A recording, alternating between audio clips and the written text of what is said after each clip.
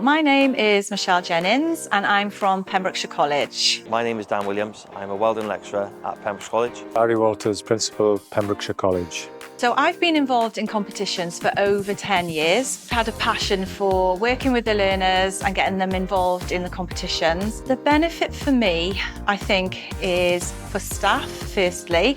It raises our standards because we need to be teaching to a higher standard. I would say for the learners is definitely their skill set is a lot higher.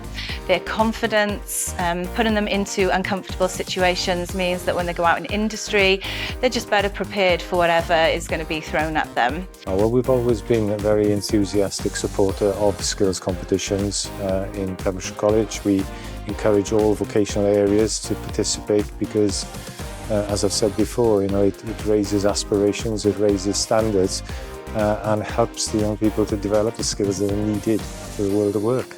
So we've been fortunate that we've had 2 of our learners go through to squad, and that has definitely given them so many mindset kind of experiences, because they do a lot of training with that. And I know some of our past learners that have done that have gone on and had amazing careers. I think every single learner should try to be involved with skills competitions. It raises the standard of the learning and it can inspire so many other learners to try and follow in their footsteps as well.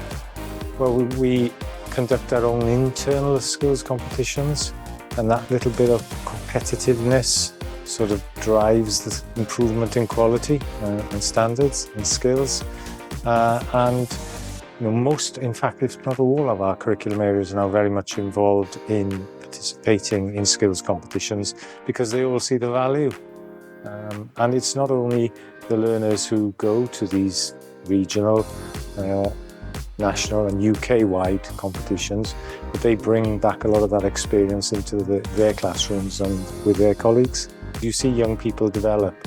I'll give you an example. We had a young student who competed in the WorldSkills in Denmark earlier this year. That learner hadn't been on a plane before. That learner had only been out of Pembrokeshire to compete in Manchester in the previous year's UK finals. This was probably one of the highlights of my skills career. My competitor Luke, who works for Haven Engineering, he went to WorldSkills in Denmark to represent the UK. He did very, very well and we're very proud of him. So, it's life experiences. It is opening these young people up to the idea that they can travel the world, and if they develop the right skills and apply them, they can do anything they want.